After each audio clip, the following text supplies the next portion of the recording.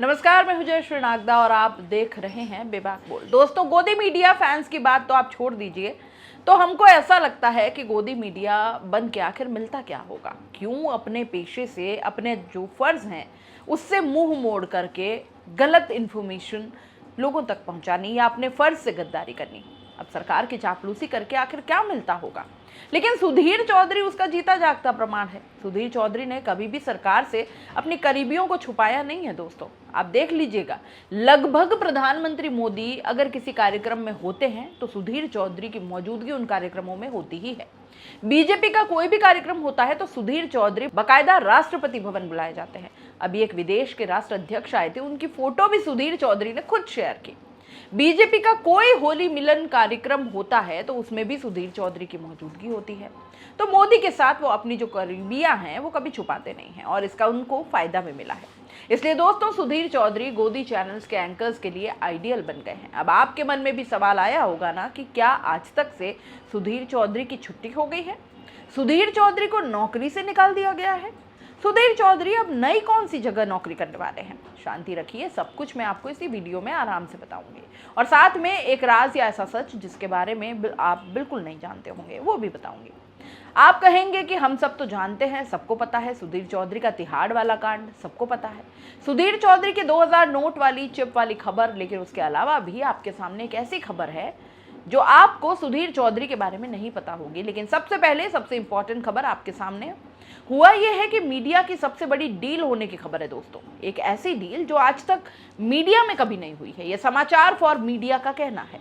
वो जो दूसरों की खबर बनाते हैं उनकी खबर बनाते हैं समाचार फॉर मीडिया। जैसे वेबसाइट भड़ास फॉर मीडिया, समाचार फॉर मीडिया, दरअसल ऐसी वेबसाइट्स हैं जिसमें आप न्यूज़ चैनल्स के अखबारों के अंदर क्या चल रहा है इनकी खबरें बड़ी आसानी से पढ़ सकते हैं। तो समाचार फॉर मीडिया में की इस खबर के मुताबिक सुधीर चौधरी का प्रसार भारती के साथ एक बड़ी अहम डील हुई है, एक बड़ा समझौता हुआ है और सुधीर चौधरी बेसिकली जल्द आज तक छोड़ने वाले हैं। हो सकता है कि आज तक वो छोड़ चुके हों, नोटिस पीरियड पर हो, या बहुत जल्द वो प्रसार भारती ज्वाइन कर लेंगे। आसान शब्दों में कहूं तो सुधीर चौधरी को बेसिकली प्रसार भारती में बुलाया गया है। पलक पावड़ा बिछाकर उनका स्वागत किया जा रहा है और इस उम्मीद के साथ कि वो दूरदर्शन की जो विश्वसनीयता एक दौर में कभी हुआ करती थी, क्योंकि तब दूरदर्शन के अलावा कोई चैनल थे नहीं, उस पर वापस उस ऊंचाई पर ले जाकर उसको स्थापित करेंगे।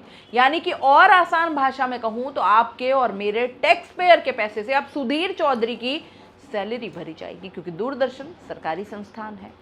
दूरदर्शन को पैसा सरकार से मिलता है, टीआरपी में कहीं है नहीं, और जो चैनल टीआरपी में कहीं नहीं होता उसका खर्चा चलाना बड़ा मुश्किल हो जाता है। अंत में वो चैनल बंद हो जाता है। ऐसे बहुत से बड़े बड़े चैनल हैं जो बंद हो चुके हैं या बंद होने की कगार पर हैं। कुछ बिकने वाले हैं, डील लगभग फाइनल हो जाएगी तो उसकी जानकारी भी आपके सामने जरूर आएगी। सुधीर चौधरी की फिलहाल बात करते हैं।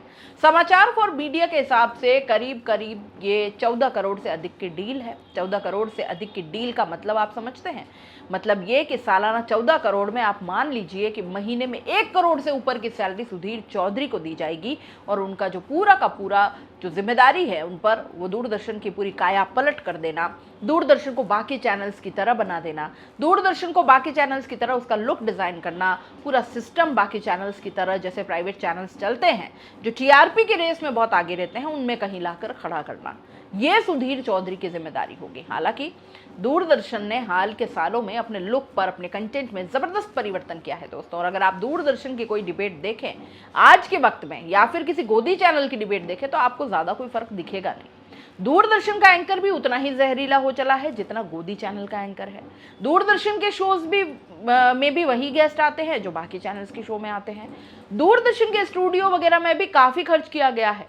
दूरदर्शन के एंकर भी सोशल मीडिया में उतना ही जहर परोस रहे हैं जितना बाकी चैनल्स के एंकर परोस रहे हैं।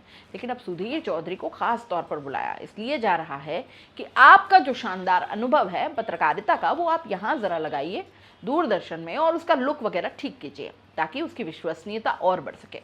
अब दोस्तों, कमाल की बात देखिए, दूरदर्शन की विश्वसनीयता और ज़्यादा बढ़ाने के लिए बुलाया तो भी किससे बुलाया जा रहा है? सुधीर चौधरी को, जिनकी सबसे पहले विश्वसनीयता पर सवाल खड़े हुए 2007 में। बहुत कम लोग जानते हैं, एक प्राइवेट चैनल हुआ करता था दोस्तों, सुधीर चौधरी उसके संपादक थे और उस चैनल में एक बहुत बड़ा कांड हुआ था। उमा खुराना नाम की एक टीचर पर एक स्टिंग ऑपरेशन चला दिया गया था। उस चैनल द्वारा उन दिनों स्टिंग ऑपरेशन बहुत चलते थे। स्टिंग ऑपरेशंस के जरिए सरकारें तक हिल जाया करती थी, मंत्रियों के पैर कांपने लग जाते थे और संपादकों की बहुत ज्यादा हैसियत हुआ करती थी, बहुत पूछ परख हुआ करती थी। संपादक प्रवक्ता वगैरह को तो घांटते ही नहीं थे, भाव ही नहीं देते थे। संपादक सीधे मुख्यमंत्री, प्रधानमंत्री से बात किया करते थे, क्योंकि न्यूज चैनल जो न्यूज दिखाने का काम किया करते थे, मतलब आप समझ लीजिए कि एक स्टिंग ऑपरेशन पूरा का पूरा तहलका मचा दिया करता था।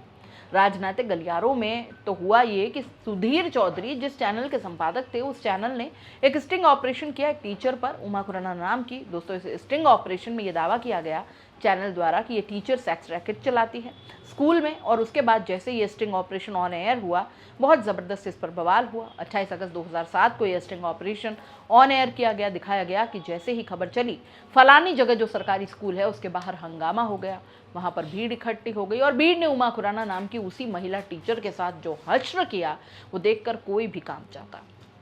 उसके कपड़े फाड़ दिए, बहुत बुरी तरह उसके साथ मारपीट की गई। पुलिस बड़ी मुश्किल से उसको बचा कर लाई थी और बाद में जब पूरे के पूरे मामले की जांच की गई तो पता चला कि पूरा का पूरा स्टिंग ऑपरेशन फर्जी निकला। जी हाँ दोस्तों, छानबीन में पता चला कि स्टिंग ऑपरेशन पूर्वी दिल्ली के रहने वाले वीरेंद्र अरोड़ा के कहने पर हुआ था। चिटफंड का धंधा करने वाले वीरेंद्र अरोड़ा की उमा के साथ कुछ पैसे का लेन देन का मामला था और उस योजना के तहत उमा खुराना पर स्टिंग ऑपरेशन किया गया। और उस चैनल के रिपोर्टर ने जिसने स्टिंग ऑपरेशन किया, प्रकाश सिंह, उसके साथ मिलकर ये स्टिंग ऑपरेशन किया गया। बाद में प्रकाश सिंह पर केस चला और उस वक्त चैनल के संपादक कौन थे? हमारे अपने सुधीर चौधरी। दोस्तों, कोई भी स्टिंग ऑपरेशन चाहे वो 2 घंटे का हो, 2 मिनट का हो, बिना संपादक के देखे ऑन एयर हो ही नहीं सकता था। एक बार नहीं, संपादक उस स्टिंग ऑपरेशन को कई बार देखता, एक एक फ्रेम चेक करता, क्योंकि स्टिंग ऑपरेशंस का एक भी फ्रेम गलत हुआ तो चैनल पर बट्टा लग सकता था। तो ये तो हो ही नहीं सकता कि स्टिंग ऑपरेशन जो कि फर्जी निकला था, बाद में वो स्टिंग ऑपरेशन सुधीर चौधरी की आंखों के आगे से न गया हो। सुधीर चौधरी उस चैनल के संपादक थे जिस चैनल ने एक फर्जी स्टिंग ऑपरेशन चलाया एक महिला पर, क्योंकि वो मामला पैसे के लेन देन का था। बाद में इस चैनल पर कुछ महीनों के लिए बैन लग गया, चैनल बंद हो गया। फिर चैनल दोबारा जब चला तो नए नाम से चला। अब वो चैनल अभी भी चल रहा है, नहीं चल रहा है पता नहीं, लेकिन जितने भी चैनल में लोग काम करने वाले थे सब के सब सड़क पर आ गए थे, बेरोजगार हो गए थे। बहुत बदनामी हुई थी। तब पहली बार इस तरह की चर्चा हुई थी न्यूज़ चैनल्स के बीच कि भाई, अपनी खबर को लेकर हमें अपनी विश्वसनीयता खुद बनाए रखनी होगी। तब न्यूज़ चैनल्स को लोग बड़ी सीरियसली लेते थे। लेकिन सुधीर चौधरी के कारनामे यही नहीं रुके। पत्रकारिता में अव्वल दर्जे का काम तो सुधीर चौधरी ने तब किया जब वो न्यूज़ चैनल के संपादक थे। दोस्तों, न्यूज़ के संपादक रहते हुए आप तो जानते ही हैं इन पर दलाली के आरोप लगे थे, वो भी 1 करोड़ के नहीं 100 करोड़ के।